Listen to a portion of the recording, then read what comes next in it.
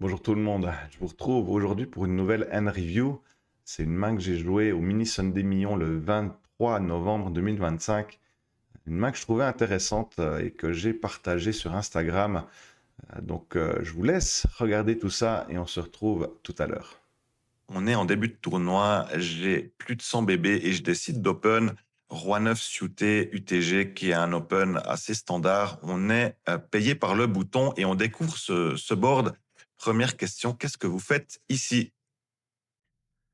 Et vous avez été 47% à privilégier le check, 30% misé un tiers pot, 17% à miser mi-pot et 7% à miser le pot. Et en live, je dois dire que j'ai quand même bien hésité entre miser petit et checker. Au final, j'ai pris l'option du check. L'idée, c'était plutôt de contrôler la taille du pot. On n'a pas tellement envie de se faire raise tout de suite là-dessus, de construire un gros pot. On veut plutôt essayer de réaliser, je pense, notre équité. Mais le bet ici serait certainement pas une erreur. Par contre, si on se fait raise, on sera évidemment obligé de call, ce qui peut poser des problèmes pour la suite. On découvre ce 2 de carreau. Donc là, même question, qu'est-ce que vous faites à ma place? Est-ce que vous misez? Est-ce que vous checkez? Et là, c'était assez partagé. Vous étiez 31% à checker, 15% à bet un tiers pot, 27% à miser mi-pot et 27% à miser pot ou overbet. Et encore une fois, j'ai pas mal réfléchi. En toute honnêteté, là, j'ai décidé de faire une mise assez neutre, moitié du pot. J'étais vraiment pas sûr de la ligne sur le moment. Et puis, notre adversaire a rapidement payé et on découvre ce 9 de pique. Donc là, ben, même question. Qu'est-ce que vous faites maintenant? Vu la main, comme elle a été jouée, est-ce que vous misez? Est-ce que vous checkez? Et si vous étiez plutôt d'accord pour le check, on avait quand même 21% de bloc bet, un quart ou un tiers pot, 7% pour le bet demi-pot et 7% pour le bet pot ou l'overbet.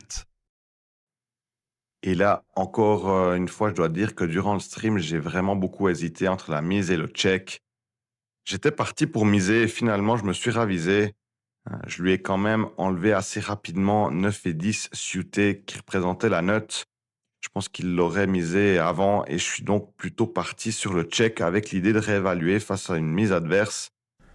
Et c'est là que notre adversaire a décidé de miser un peu plus de la moitié du pot, ce qui nous a mis dans un spot un petit peu bourbier. Donc, qu'est-ce que vous auriez fait à ma place? Est-ce que vous auriez collé ou est-ce que vous auriez foldé? Et pour la fin de ce sondage, vous étiez plutôt 61% des sondés à faire le call ici et 39% à folder. Je vous avais dit dans la vidéo que je vous donnerais ma réponse, ce que j'ai fait moi, un peu plus tard et qu'on analyserait ça avec GT Wizard. Donc, c'est ce qu'on va faire maintenant.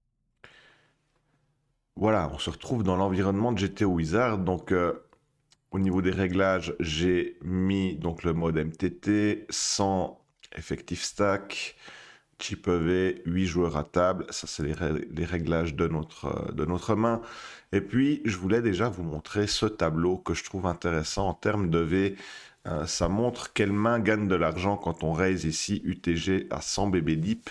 Et vous serez certainement surpris de voir que certaines combinaisons ne gagnent pas d'argent sur le long terme avec des mains comme par exemple 9-8 suités, ça fait pas d'argent, 8-7 suités, tous les petits connecteurs suités ici, 7-6, des mains toujours très très sexy qu'on a envie de jouer, et ben ça fait pas d'argent.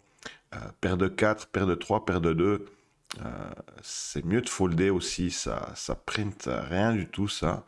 Et même une main aussi forte que Roi-Dame dépareillé, regardez le V que ça a, 0,01 BB. Ça fait 1 BB 100. As-Jack off, vraiment pas terrible non plus. As-10 off, pareil, ça fait pas d'argent. Donc là, on va plutôt essayer, en théorie, de jouer tout ce qui est vert. Et puis, les bad range, faire attention quand même. Les as suités aussi, même si ça peut faire des notes, évidemment. On voit que As-2, As-3 suités, ça reste des folds théoriques ici, en termes de V, en tout cas. Concernant notre main, elle est plutôt dans la partie orange, bad range d'open au niveau des rois suités. Et puis, on a 0,05 BB, donc enfin 5 BB 100 ici si on la relance. Ok, je vais passer en stratégie plus EV, ce sera un tout petit peu plus clair.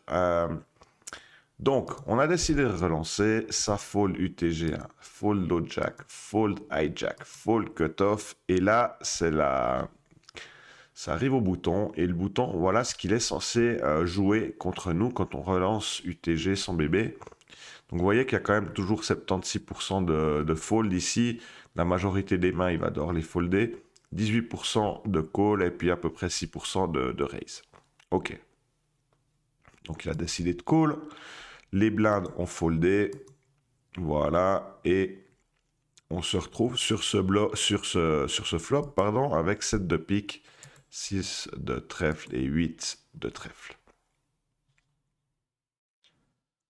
Donc sur ce board, on voit que le solver ici, il est quand même clairement pour le check. Il va checker 82,1% de nos mains et il va seulement miser un peu plus que 17% du temps. Si on regarde notre main spécifique, ici, Roi 9 suité, il y a quand même quelque chose qui est intéressant, c'est que en termes de V, que vous checkiez ou que vous misiez un tout petit peu, un quart du pot là, le V elle est complètement identique. Donc je pense que ce serait pas une grosse erreur de miser sur ce board là.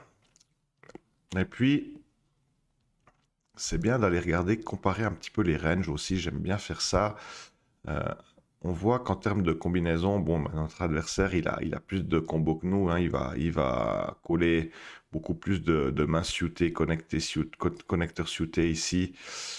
Euh, aussi les mains off, qui va plus jouer que nous. Et puis l'equity qu'on a sur ce board quand on check, c'est presque du 50-50. On voit que sur un board comme ça, on n'a pas du tout d'avantage de range en tout cas. Et notre adversaire avait checké assez rapidement, ce qui nous avait permis de voir ce 2 de carreau. Et là, par contre, le solver, ben, il nous conseille quand même de miser notre main ici, mais d'un point de vue général, il va aussi plutôt checker 64,6% de sa range. Il va checker quand même pas mal de combinaisons dans sa range, mais il va miser à peu près voilà, 35% du temps. Et notre main en fait partie. Je me souviens qu'en live, on avait un petit peu hésité par rapport à la taille de la mise. Donc on va aller regarder sur la stratégie ce qu'il nous conseille de faire en termes de mise avec notre main.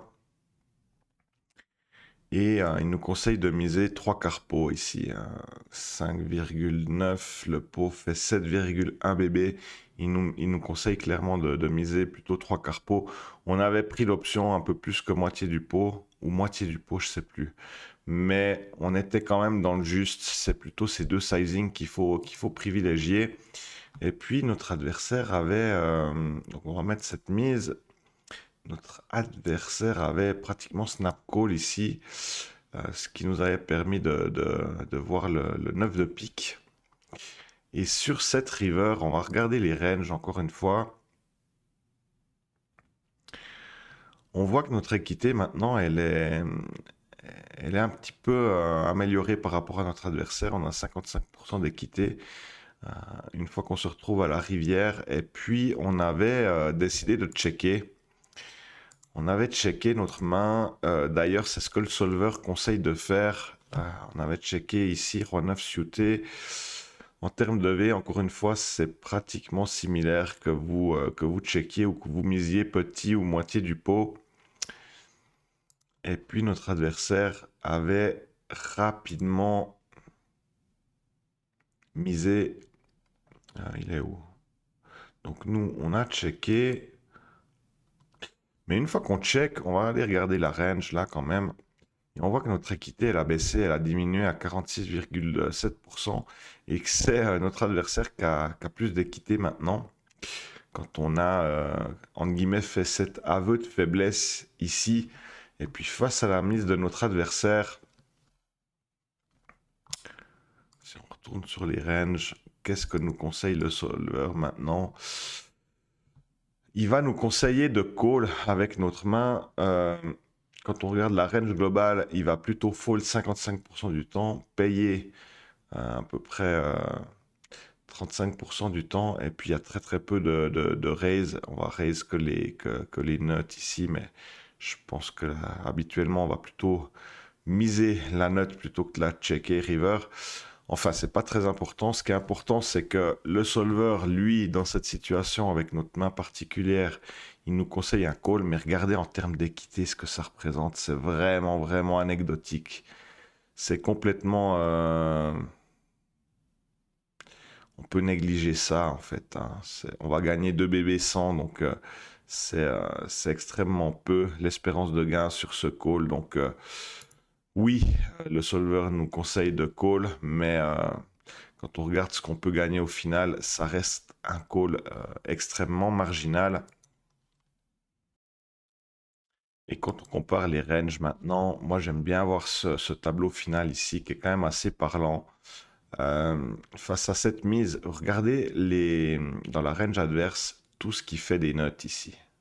Il y a quand même beaucoup de verts, hein, beaucoup de combinaisons avec des 10, brelans. Tout ça, c'est des nuts. N'hésitez pas encore une fois à mettre le bouton sur pause et puis comparer ça. Quand on en arrive à la river, il faudrait que notre adversaire bluffe des mains comme As-3, As-4, paire de 4, 6-4, des mains comme As-Dame qui seraient arrivées à la river, As-Jack off. Ben, est-ce que notre adversaire va miser ça en bluff pour que notre call soit profitable au final? C'est un peu la question qu'il faut qu'on se pose. Et puis quand on regarde notre range, ben regardez ce qu'on a comme main notée. On en a beaucoup moins. Donc ça doit quand même peser, je trouve, dans la balance. Et avant de vous donner la réponse finale de ma main, je profite de mettre la vidéo sur pause et de vous dire que si vous êtes intéressé par un abonnement de GT Wizard, vous pouvez obtenir une petite réduction de 10% en utilisant le lien que je vous ai mis en commentaire de cette vidéo. Donc n'hésitez pas à l'utiliser, ça aidera la chaîne. Et puis pensez également à vous abonner, à mettre un petit follow, un petit like, un petit commentaire. C'est ce qui me fait progresser. Et puis si cette vidéo vous a plu, ça me permettra de le voir aussi de cette manière. Donc je vous remercie d'avance pour votre support. Et puis maintenant, je vous propose qu'on passe au replayer et qu'on regarde la fin de l'histoire. Voilà, on se retrouve pour la conclusion. Vous en faites pas, ça va aller vite. C'est du connu. Je vais rejouer cette main et puis vous verrez ce que j'ai fait au final. Donc on open, ça flatte au bouton, on est heads up au flop, on décide de check, ça check back. 2 de carreau turn, on lead, on est payé et river. 9 de pique, on check, notre adversaire mise et roulement de tambour, tadadam, j'ai décidé de fold. Voilà. Au final, bon, on ne saura pas ce que notre adversaire avait. Avec cette analyse qu'on vient de faire, je pense que le fold est tout à fait OK. Rien que ça, pour moi, c'est très positif. Ça me force à travailler mon jeu, à faire des reviews.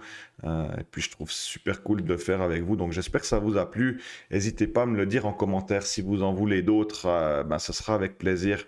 Et puis, encore une fois, un petit follow, un petit like. Ça me donne beaucoup de force à la chaîne. Je vous demande rien d'autre, mais c'est vraiment un super soutien si vous pouvez le faire. Je vous remercie vraiment d'avance. Et puis, je vous souhaite bonne chance aux tables. Je me réjouis de vous revoir bientôt et je vous souhaite tout le meilleur pour cette fin d'année. Bye bye.